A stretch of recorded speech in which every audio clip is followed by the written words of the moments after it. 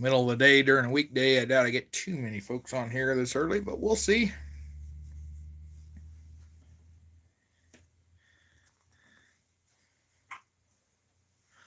Boo doo doo doo doo doo doo doo doo doo doo doo doo doo doo.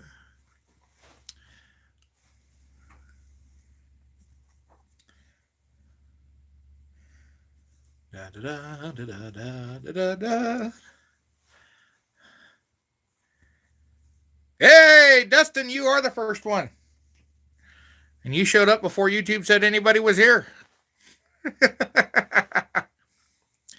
Hey, there's Garrett. All right, now we're starting to get some folks in.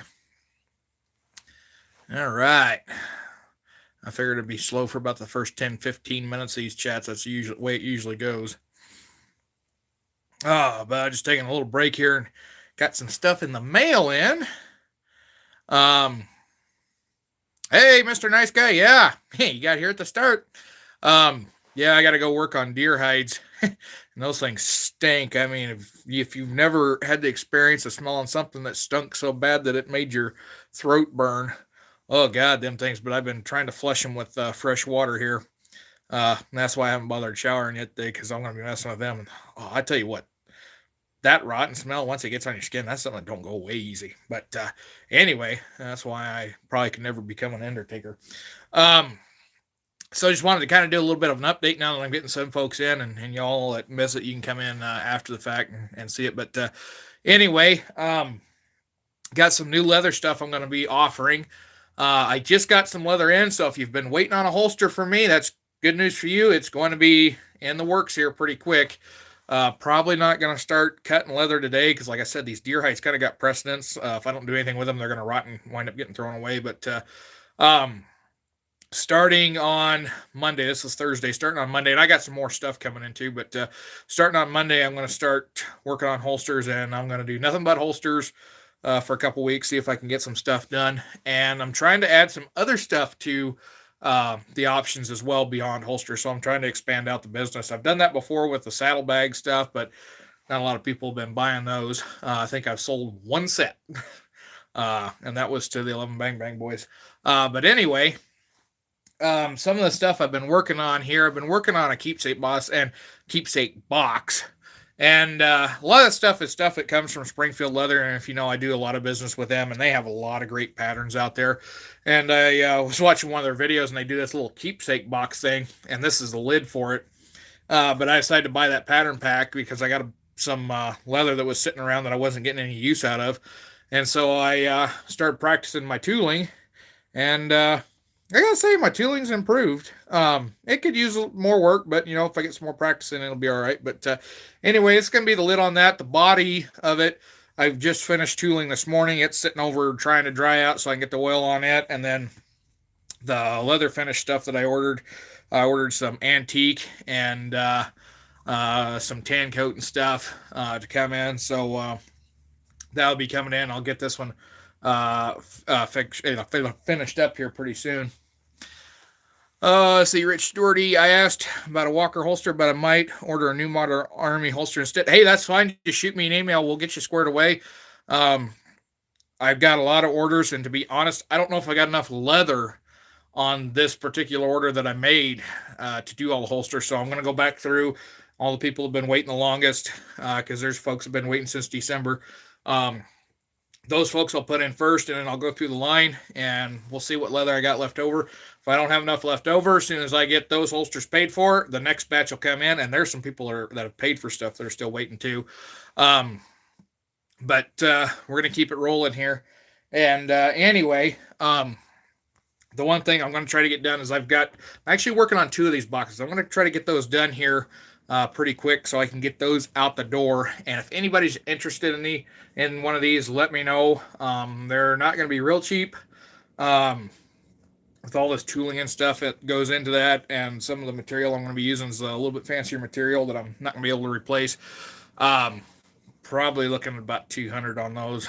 We'll see. And I'm going to be doing lacing all around it, so that'll probably be about the price on those. But if anybody's interested, shoot me an email, and if nobody emails me, they'll go up on the Etsy page. But I also, with this leather order, I ordered a bunch of patterns.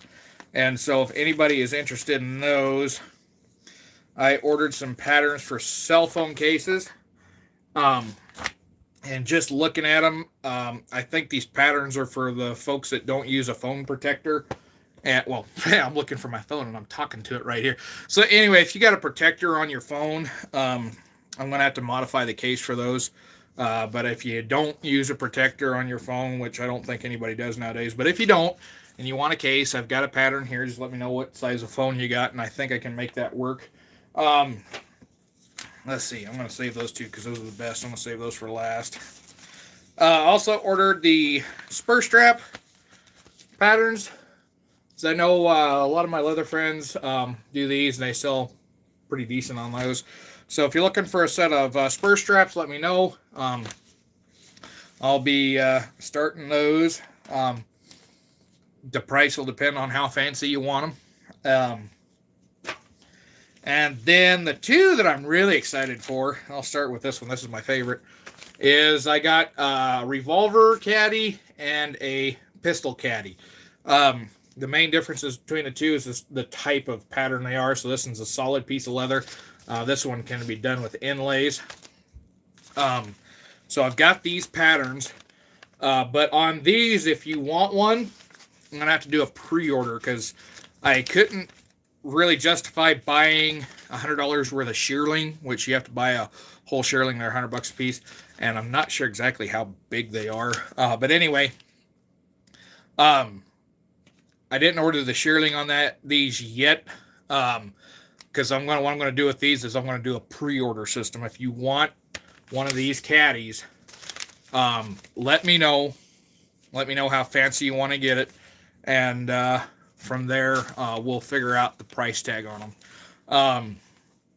That way, then I can order that shearling, because like I said, right now I didn't have enough funds to justify me ordering a shearling, then make those and be sitting on them for a long time if nobody's interested. So anyway, that's what I got going. I also have the cowboy cuffs, which I need to work on that pattern. If you've got big arms like I do, they don't fit, so I need to modify those patterns. But anyway, I got the cowboy cuffs. I've got, these now. I've also got that kind of a keepsake jewelry box. If anybody's looking for a gift for their significant other, or if you're a lady that wants to buy one, let me know.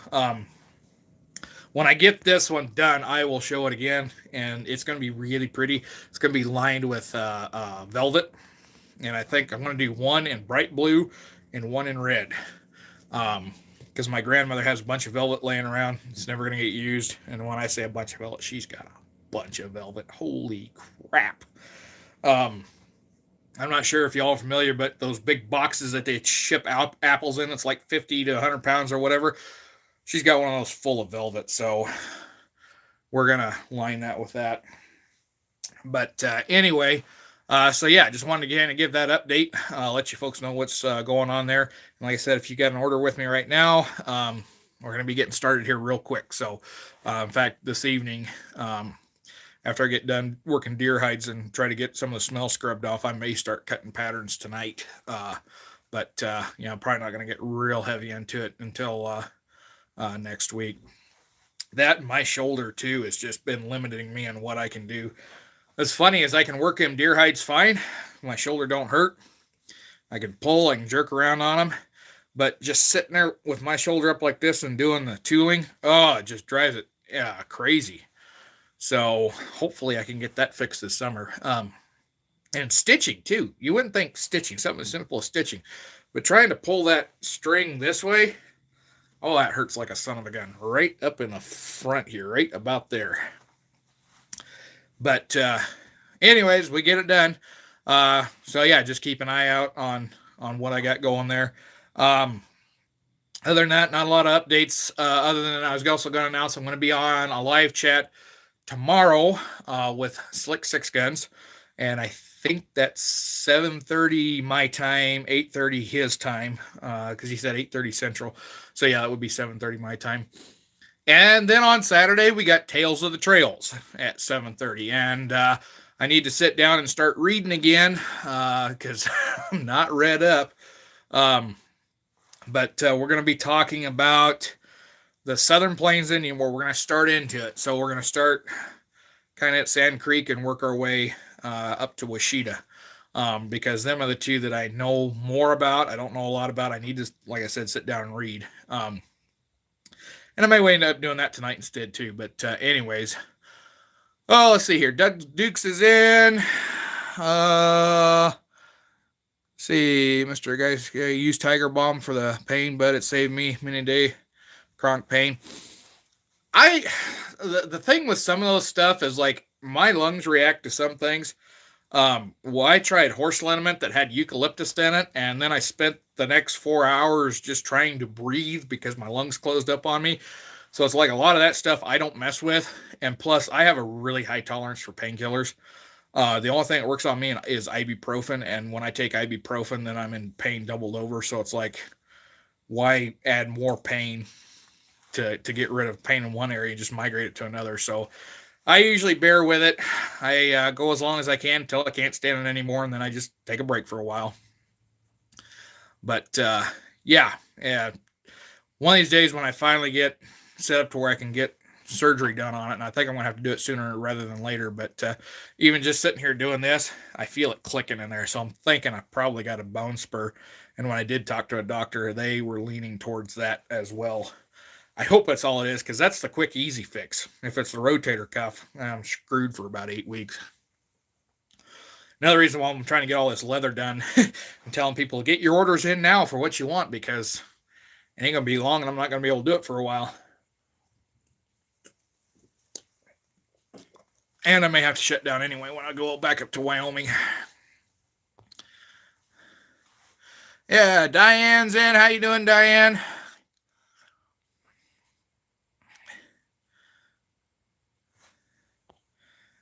Garrett, Tales with Trails.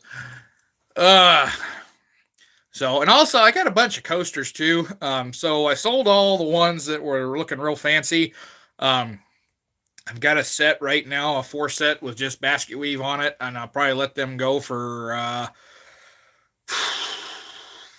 let's say $40 for the whole set. So $10 a piece if anybody's interested in those. I just put oil on them today. I was going to put tan coat and antique them, but they're just basket weave. They're real simple. They're not lined. They're just basket weave, simple as I could get. And actually, I'd probably even let them go for a little bit cheaper than that if I wanted to. But the thing of it is, it's like each of those discs is about $5 worth of leather. And basket weave is something I do pretty fast. I can have it basket weaved in probably 15 minutes. So, and I charge $15 an hour. So yeah, $10 a piece. That's about right. Anyway, yeah, if anybody's interested in those, let me know. And then I got a bunch of blanks too. So trying to figure out if I want to do basket weave on them or if I want to do some floral tooling and have some fancy ones again. But my parents actually bought the real fancy ones that I was putting the lacing on, and then I'm going to have to order lacing to do some of this other stuff. So that's spendy too. So,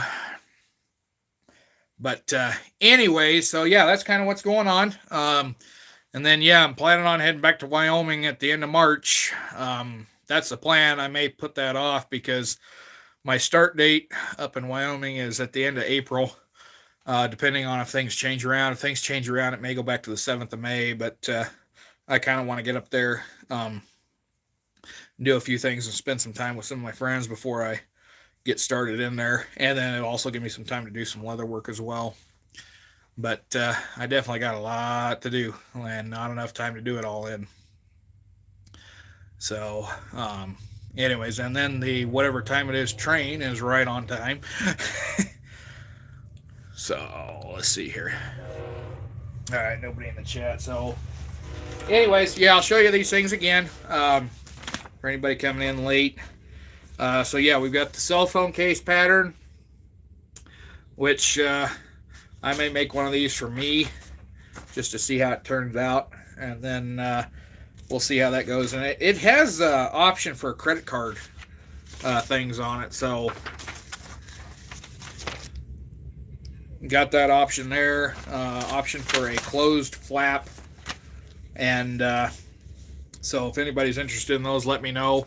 I'll try to do some of that tooling pattern on there. Because doing the tooling's okay. It's learning how to do the patterns that I have the real difficulty with. drawing a pattern out. I'm not very good at it, but thanks to Springfield Leather, they've got patterns with these, so that gave me enough practice to get good. And then I can learn to do the drawing part later on. This is a one I'm really excited to do, and I'm hoping I can get a few orders for these because I really, really, really want to make a few of these. They're real nice, and not sure on the price yet, but with tooling, if you want the full tooling, it's going to be a little bit on the higher end there. And then, of course, I've got the pistol caddy, and if you want an inlay, well, we'll talk about price after I figure out what you want inlaid in it. And yeah, then of course we've got the spur straps. Anybody's looking for spur straps, those aren't very spendy at all. Depending on, the big portion of it is going to depend on how long it takes me to do them. So anyway, if you're interested in any of that, let me know. Also, like I said before, I've got the keepsake box that I'm working on. I can't talk today. And this is the lid for that, but it'll be a fancy little box for jewelry and stuff, and I've got the body over drying, but when I get that done, I'll show it again. It's going to be lined with blue velvet. This lid will have a stiffener put in it, and then it'll, no, this one doesn't have the foam in it, but this one will have a stiffener put in it, be lined with, one of them be lined with blue velvet, and I think the other one's going to be red velvet. And then on the bottom portion, it'll have stiffener in the bottom, and it'll have a foam thing, and also be lined with that felt or velveteen. That's what it is, velveteen. So it'll be lined with that. Be a real nice little gift for significant other or ladies out there just want to buy something for themselves. Be great for that too. But anyway, yeah, this is the first real nice tooling thing I've had turn out right for a long time. Was really pleased with that one. So pretty proud of it. Price tag's going to be pretty proud of it, but yeah, like I said, if you're interested, let me know. If not, it'll go up on Etsy. All right. I guess, yeah, for those of you just joining in too, just real quick again, I'm going to be on with Slick Six Guns tomorrow night, 7:30 Central Time. So, not sure what all we talk about over there, because to be honest, I haven't watched the chats he's done with the some of the other guys I know. But anyway, I'll be over there. I'm sure, you know, we're both gun channels. We're going to be talking about old guns and stuff. And then Tales of the Trails is at 7:30 on Saturday, 7:30 Mountain Time. So I said Slicks is 7:30 Mountain Time, 8:30 Central, and Tales of the Trails is 8:30 Central. So yeah. Definitely come in, check those out. Like I said, we're going to be getting into the Southern Plains Indian Wars on Tales of the Trails, because I've hit the Northern Plains Indian Wars pretty hard. We're going to start on the Southern Plains Indian Wars. So yeah, I need to take some time and do some reading. I don't have a lot of time to do a lot of stuff I like to do. But anyway, we'll be talking about Sand Creek, kind of what leads up to that. And then we'll be getting into the Washita. And I've been reading here, and you probably saw a couple of the shorts that I did. I started reading a book last night on the 1864 Indian War, which that leads into Sand Creek. So in that, the one I've been reading, finally found, if you haven't watched the short, I finally found a reference, firsthand reference to buffalo hunting with Colt revolvers, which I thought was great. When I and that was within the first 50 pages of the book, and they had done it twice. So this Captain Eugene Ware, captain of Company F 7th Iowa Cav, talks about when they was at Fort Phil Kearny before they left. One of the officers up there, I think it was a commanding officer, said that he wasn't going to let them leave until the officers had went out for a buffalo hunt. And so they go out hunting buffalo, and they said, we didn't take any rifles, we took our revolvers. And the guy that wrote it, Eugene Ware, talks about he has 2 Colt revolvers and .44 caliber. Now, he doesn't specify if they're 1860 Armies or if they're Dragoon revolvers, but he talks about carrying them on in a holster, as in a single unit. 2 guns in a holster, that means that's pretty much a saddle holster. So it very well could have been Dragoons. And there are examples of Civil War era produced Dragoon holsters from, the Civil War. So I wouldn't be surprised. However, later on, he talks about trying to shoot a buffalo, and it took 31 shots. So he could have been using an 1860 Army and just shot it until it bled to death. But one of the things he talked in the second account is that he come across an old bull, and the bull had matted mud in his face, and he said the bullets just kept bouncing off that matted mud, and the bull would never present anything to him but his head. And shooting a buffalo in the head with anything is just a bad idea because they've got, freaking huge skull and a tiny little brain. Their brains are smaller than a human's brain. There's about that much sinus cavity. And then you got to go through about that much skin and that much hair. Yeah, shooting a buffalo in the head's not a good idea. But anyway, yeah, that's been a great read. I'm going to try to work on that here tonight. I'll probably wind up reading that real late tonight. But yeah, that's kind of what's going on. We're trying to get researched up for that one. And if I don't get everything, well, as always, a future episode. But yeah, we'll have that one this weekend. And then 2 weeks, we'll have another one. And then after that, it's going to be, I'm not sure when we'll have the next Tales of the Trail. But we'll kind of get it figured out from there. But of course, we'll have Garrett on there. Garrett's kind of the moderator. Now that I got my computer up here at home, I can see what's going on in the chat. But when I get back up to Wyoming, I won't be able to. So Garrett's going to be the moderator for that for however long it runs. And makes things a little easier because he can set it up. He's a channel manager now. He can kind of get things set up for me a little easier than I can do on this phone here. Hey, Steven Sheets.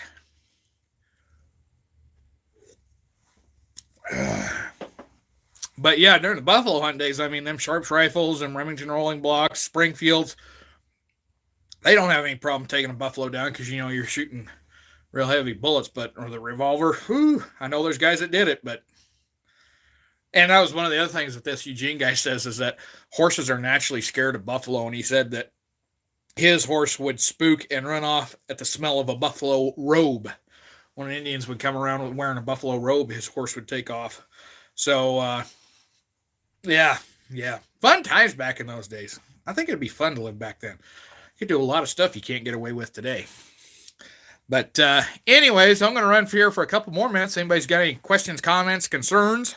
If anybody's interested in one of these patterns I showed here, let me know on the chat.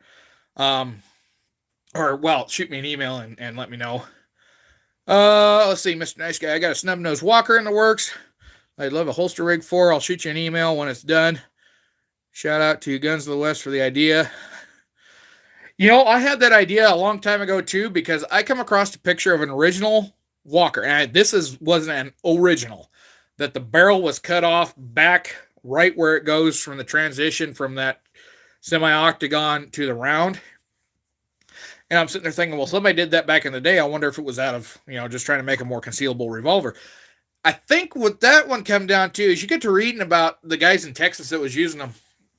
The walkers not only had failings with the cylinders, but they also had failings with the barrels. And there is an Army account, and the book is up in Wyoming, but I think it's Arms and Munitions of the United States Army from 1760 something up into 1865. The guy that wrote it was going to be a multi-volume series. He did the first volume and then he must have died because volume 2 never came to fruition. But he mentions in there that, one of the ordnance letters he has in there where the Rangers were turning in their walkers, blown cylinders and split barrels were the two failings. And so if you split the barrel, depending on how far back it's split, cut that sucker off and you've got a viable gun again. But, I was also reading in, the Colt Bible, Haven and Belden, in there where they tested the early Dragoons, and there was about a 10% failure rate with burst cylinders and split barrels. And they said that was equal to the amount of failures with the service muskets, so they did not count that against Colt. Which is real interesting because, there's been that talk going around about, on the muskets, if you don't have the ball all the way down, that it causes the barrel to burst. Well, I don't think it causes the barrel to explode like a banana, but when those barrels, they're hammer forged, they got a seam running down them, and there's a 10% failing, imagine what happens is when that ball would roll forward, it created just enough pressure, it just poop, popped the side of that barrel out. And that's one of the things you see referenced in other things is it says it causes the barrel to swell and crack, and usually along that forge line. But and Randolph Marcy references it. He was a captain in the Dragoons, so that was a great little find there. It's like, oh, okay, 10% of muskets failed, so maybe there is a little bit of validity to that. But back in the day, they didn't use the same kind of metal we use today. Anyway, I forgot where I was even going there. Oh yeah. And then after that, after they talked about, that first batch of Dragoons that Colt delivered that 10% of them blew up, they said on the next one, the next batch of, I think it was 1,000 or something, they only had like 2 or 3. So they were giving Colt credit as to using better materials. And, as, you go along, you start using better materials and you start having better products. So, and I think that's one of the reasons why Remington had such troubles there at the end of the Civil War. Everybody says, Remington is great, but, the early production ones weren't that great. You have the growing pains at the beginning, trying to figure out your tooling, your materials, and all that other stuff. So, because the Remingtons that come out post-Civil War, those are actually pretty decent guns, to be honest. All right. So, we'll run it here for 30 minutes, and then I'll probably shut it off so I can go back to actually doing something. Hey, Todd! But let's see. Mr. Nice Guy says, excuse me, I read that one. See, Steven, back in YouTube, Duke, but this channel has music notes on it, and I subscribe to your channel. All right. Mr. Nice Guy, getting the Porter Rockwell tribute. Yeah, that's one guy I need to get into on here, on Tales of the Trail. Because, he was definitely an interesting character at that time. But I've been focusing a lot of my studies. Of course, I focus on a lot of it on the Northern Plains stuff because of Fort Laramie. But when I was working down at Bent's, I focused a lot on the Southern Plains stuff. And of course, as you bring in knowledge from somewhere else, the older knowledge starts to go away. So it's like, I used to know a lot on this Washita and Sand Creek, and it's like, I got to go back and read it again to refresh myself. See, Todd says, hey, Garrett, enjoyed the 1866 Springfield video. Yeah. That was a good one. So, go ahead and check that out on 11 Bang Bang. They put one out on the 1866 Springfield, the trapdoor conversions this morning. And I thought that was a pretty good in-depth little video they did. So be sure to check that out. I cannot wait to get to see those in person here at some point. Hint, hint, Garrett, bring them out when you come this way. Yeah, I'm glad those boys are able to find a couple of those because those are some rarities that are out there. And that 166 they got, oh my, that thing is beautiful. I wouldn't mind having that up there at Fort Laramie when we're doing our talks, because when I'm up at Fort Laramie, if anybody ever gets up there in the summertime, I highly recommend coming out for the 12:30. Usually, I'm quoting from memory because I don't know if things have changed this year, but usually at 12:30 we do the howitzer on Fridays, Saturdays, and Sundays, and it's going to depend on powder, so I don't know exactly what the schedule is, but typically Thursday, Friday, Saturday, Sunday, we fire the 12-pound mountain howitzer at 12:30. We start talking about 12:30, actually fire about 1 o'clock. And then at 2:30-ish in the afternoon, we do a small arms talk, and that's one that I do most of the time. And on that, we start, basically talking about small arms you would see out in the Fort Laramie area. Focus more towards the military stuff. I do delve in a little bit into the civilian side of things. But yeah, if you're ever out in the Fort Laramie area, I highly recommend checking it out those afternoons. And the nice thing is it's in the shade of the trees. So if it's a hot afternoon, you can come sit in the shade and watch us shoot cannons and talk about long guns. And hopefully we get to shoot the trapdoor Springfields this year. This past year, we just shot the Colt a lot. So anyway, so I'm going to get ready to shut her down here. Like I said, I'll run through these patterns again. Anybody that's interested, be sure to check or to get a hold of me. But I got a spur strap pattern. And so we've got a couple different styles. I got a bib style, a curved body, dove wing, and a straight body style. So they're all there. Depending on how fancy you want to get, that'll determine the price. I got to sit down and figure out prices. Of course, I have to make a set before I can figure out prices. we got a couple different handgun caddies. I got this pistol caddy. This is kind of more set up to do an inlay in that. Of course, I could do it either way. I do it with an inlay or without. Do tooling. Got a revolver caddy. To be honest, I'm not sure exactly how different these two patterns are until I actually cut them out and lay them side by side. But this one has a full floral pattern carving on it. If you want something like that, it will be a little spendier because that floral carving takes a long time. And thank God they sell these with the patterns for that already in there, because I'm getting pretty good at tooling. I'm not very good at drawing the patterns out. We can also do a basket weave on there if you're interested in that. And I think I can modify it and put the handle that this one has on here. It also has a D-loop ring on there. And then we also have the cell phone case. So on these patterns, just looking at it, these will not work well if you've got a case on your phone, like a protective case.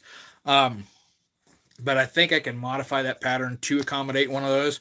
But if you're one of those that don't carry your phone with a case, which I don't think there's too many people that do that anymore, but if you don't carry your phone with a case, I could probably make those fit, provided I have a idea how big the phone is. Yeah, and it comes with some tooling patterns, so you can also set it up to take,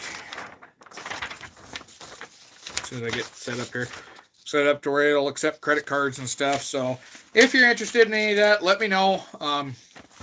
Things I spent the money on the patterns, I figure I better make a little money off of them. But the revolver caddies, they're going to be a prepay order because, as I said earlier, I don't have enough money to buy the shearling to line these right off the bat. So I'm going to see if there's any interest in them. If anybody wants one, here soonish. If I get enough interest, get enough pre-orders on that, I'll buy the shearling and then we'll get those made and, see how we can do on them. And then also, if anybody's interested, I'm going to have, and I'll have it better, hopefully here next week, I'll have one of these done, if not both. I got a keepsake box pattern I also got from Springfield Leather. And this is the lid to one. And this is one of the few tooling things I actually was fairly happy with when it came out. I got a little room for improvement yet, but I was pretty happy with this tooling pattern. And so this is a lid. It will have a stiffener in it, and then it'll be lined with blue velvet. The body will be lined with blue velvet. The body's actually over drying right now because I just got done tooling it this morning. So I got to put neat's foot oil on it this afternoon. And then my antique gel and stuff should be in tomorrow, and so I can get those antiqued, and then I can kind of like maybe get them this weekend finished up, and then we can show them off. And they're probably going to be a little bit on the higher end of things for price wise, but if nobody's interested, I'll put them on Etsy, and then if you change your mind, you can go buy it over there. So anyway, with that, I'm going to shut her off here. I want to thank you all for joining in. I'll go through the chat here right quick. Duke, you should consider making leather bags, satchels, or wallets. Yeah, I thought I had ordered the Roper wallet pattern with this bunch of patterns that I ordered, but I didn't. So I'm going to order that here after I get some holsters sold and stuff and get stuff moving. The big thing is, like, I'm trying to get a bunch of this stuff done now because I don't know how much I'm going to actually be able to do leather work-wise when I get up there to Wyoming again. Because the place I'm staying in, I'm renting with one of my coworkers up there. And I don't know if it's going to be real set up real well for me to do leather work. So we'll see how that plays out. The last place I was at, I hated to leave it because I had the garage. And so it was real easy for me to do leather work there, even though it was a small space. But I'm sure I'll be able to make it work out one way or the other. But trying to get a bunch of this stuff done now, because like when I start the job up there, it's like usually my leather working time just goes downhill. But also my best friend up there is moving to take another job somewhere else, so it's like I'm not going to be running around doing a lot of stuff on my weekends anymore, so I might have more time to do it anyway, so we'll see. Anyway, thank you all for joining on. Be sure to like, share, and subscribe. Keep your powder dry. Also, keep an eye out on the shorts. Got a lot of book reviews coming out here next few days. That's what I've been doing here lately. When I get back up to Wyoming, I'll do some more books up there because I got a ton of books up in Wyoming. I've got that was one thing I was going to bring up. I've got an Amazon wish list. on books. And I was thinking about sharing that with y'all. And if anybody wants to send me a book, feel free. I don't care. You don't have to send me the best copy. Send me a used one if you want. And like I said, I'm not begging. It's just if you folks want to do that, you can. Somebody had mentioned that to me a while back ago in an email about chance to contribute to the history chats on there. So I might share that here on Tales of the Trails this weekend. If anybody's got any opinion on that, you can put it in the comments here, or you can shoot me an email or comment on the Tales of the Trail when we do that on Saturday. But be sure to check me out. I'm going to be on Slick Six Guns Friday night, tomorrow night, 7:30 Mountain, 8:30 Central. Tales of the Trails is going to be on Saturday night, 8:30 Central, 7:30 my time. And like I said on that, we're going to be talking about the Southern Plains Indian Wars, kind of the start of that. We're going to focus more towards Sand Creek and the Washita. And of course, I'm going to tie it in with the Northern Plains Indian Wars too, because they do go hand in hand for quite a bit of that. So anyway, thank you all for joining on. Stay safe out there. Like I said, like, share, subscribe, keep your powder dry. Take care, guys and gals.